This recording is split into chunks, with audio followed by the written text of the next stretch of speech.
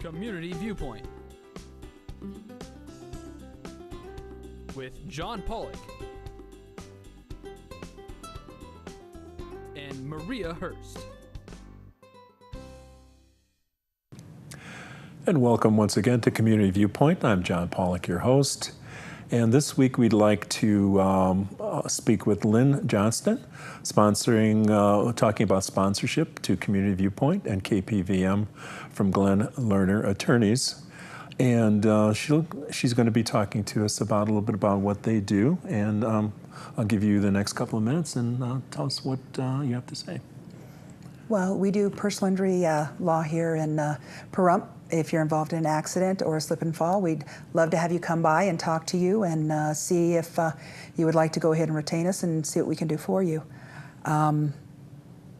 We do a lot here in Pahrump, or we try and do a lot in Pahrump. There's a lot of different things we try and sponsor and get involved with. We do sponsorships for the rodeo. In fact, we're going to be sponsoring a special needs pediatric therapy clinic here in Pahrump for the rodeo on Friday night. We're going to have a big pizza dinner for them and then take them on down. And we're supposed to have a special somebody come up and talk to the kids and kind of interact with them before the rodeo. So it should be a lot of fun. Just things go on every month. And what we'd like to do is try and bring those things to the Community Viewpoint and let people talk about what they do and what they have to offer for Pahrump.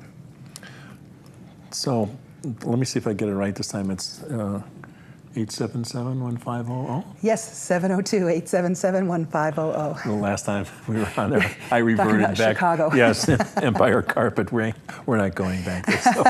So that was a flashback. So yes. I'd like to thank you, Lynn, for coming aboard and talking about a little bit about what Glenn Lerner does for the community. And I wanted to say this for the longest time. We'll be right back with our regularly scheduled program. Thank you. And welcome back to regular programming. We're going to be talking to two lovely ladies this afternoon, Karen Siran and Erica Johnston. Karen is going to be talking about something called Dream Therapies, as well as Erica. And Erica will be talking about RNG Farms. So you have no idea probably what those items are. I'm learning a little bit more. I've been learning all for the last 3 segments. But Dream Therapies deals with occupational therapy for adolescents, dealing with the equine. That's horses, yeah. I know that. Mm-hmm. So let me have Karen speak about that. Karen, you're an occupational therapist? Correct. And dealing with adolescents? Children, infants, and adolescents age birth to 18. And it's not only occupational therapy that Dream Therapies, my company, provides. We also provide speech therapy, and we're actively looking to get physical therapists. And where the equine portion comes in is we specialize in the area of hippotherapy. Hippotherapy is the use of the horse's movement as a treatment strategy by occupational therapists, speech therapists, and or physical therapists, so that the children can meet goals. It helps the children meet goals, acquire skills. So it's a specialized area, and we are happy to now be in Pahrump. We opened on June 5th. This is the perfect place for the hippotherapy because there are a lot of horses. There are. Horse people. Mm-hmm. People are very comfortable with the equine. Do I get that right? Yeah. Mm-hmm. I'm learning too. We have the 5 horses on our property too. So this is the perfect place for it. How does that help the kids? Well, there's many things about hippotherapy that help them achieve goals. The most simplest of which is the movement of the horse simulates walking. So if you have a child with special needs like cerebral palsy, for example, that's having difficulty with gait, that movement can facilitate their ability to walk better or even learn the ability to walk. And that happens both with the occupational therapy and the therapeutic riding. I'm both those things, but Erica, who's beside me here, is a therapeutic riding instructor as well. But there's other qualities like the movement itself helps with the inner ear and balance. The fact that you're sitting on a relatively unstable surface makes your core stronger. And it's a lot of fun. That's kind of the biggest thing, is kids can get out on the horse and work on skills that aren't so fun. Buttoning, for example. Oh, I hate to learn to button. But on the horse, if I'm on the horse, I'll do anything because I'm having a good time. Or like ball skills, coordinating, timing, all kinds of things like that you can do on the horseback. And it makes it more fun and interesting. Right, and we had a couple of pictures of the kids on the horses too, if we could find those. Naturally, they have the helmets on. Yes, and I take that, safety. That's you? That is me. Okay, cool. That is me with a client, at our Las Vegas office. But we do this here as well. And there's Erica. And Erica? And Erica's doing a therapeutic riding session there. So your job is to do what, Erica? I teach children with special needs how to ride. That is what therapeutic riding is. Okay, so Riding and horsemanship. Yes. horsemanship is what? Respecting the horse, or? You can do groundwork, teaching them how to lead the horse, how to groom a horse, tacking the horse, proper techniques of basically being around a horse. Like, and once again, this is a perfect spot for it out here. In we don't have. Do we have the 4-H? We do have 4-H out here. Do you contact them at all? I have not yet, but I know several people who are very much involved in the 4-H that I need to get in contact with. I just haven't had a chance to yet. Yeah, there's so many possibilities since we're out here. Yes, the horses. You have special horses too, I imagine. Yeah, there is. Not every horse can be used in the program, right? So you have to. Part of what we have learned as therapeutic riding instructors is how to evaluate a horse for their suitability for this program. They have to have a certain demeanor. They have to be at least age 6. They have to, and there's a bunch of other qualities like how tall they have to be.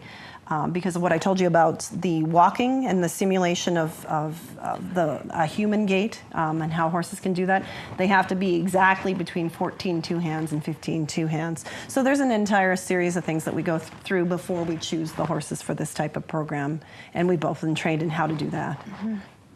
That's part of the therapeutic riding instructor training. Right, and the kids have the helmets on? Yes. And that's the minimum that you have. And you have the person next to the child.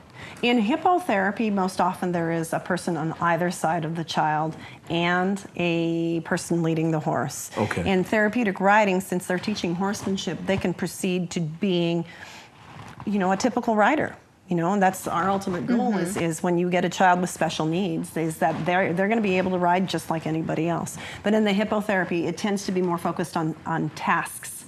While on the horse. So yes, we have people on either side of the horse on almost all sessions, so that if the child loses their balance, we're there to keep them safe. Oh, definitely. Yeah, while they're thinking of whatever activity they're doing.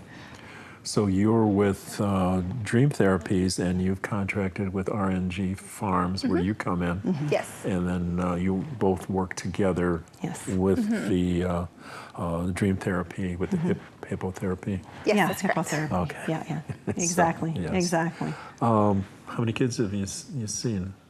We currently have, hundreds of appointments in Las Vegas. We just started June 5th, and I think so we're that's up brand to 7 Yes, kids I think now it's 7 that kids are we getting have right speech and now. OT.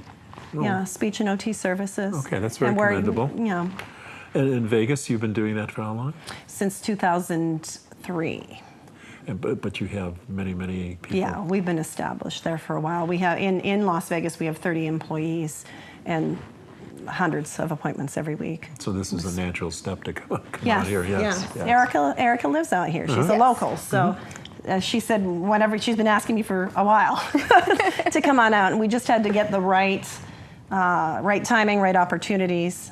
She has horses that are appropriate for the program, been trained for the program, and yeah, she did marketing, found the need, and we came out. Okay. So this is a fledgling business or therapy, but you seem, if you have 7 people already. And how do you get to your clients? Okay. For the occupational therapy and the speech therapy, every client's got to come to us with an order from their pediatrician or primary care physician. So you've gone out to the pediatricians? She has. She has here in town, yes. Okay. Yes. And for therapeutic writing, they can self-refer. We take insurances for the occupational therapy and speech therapy. We take Medicaid. We take some of the United Healthcare plans, and we take the military insurance, United Teachers Healthcare Health Trust. Teachers Health Trust, yes. That's Clark County School District insurance. So we can bill the insurances for the occupational therapy and speech therapy. That includes the hippo therapy. Therapeutic writing, we have some sponsorships where like regional centers will sponsor kids to come and get that writing.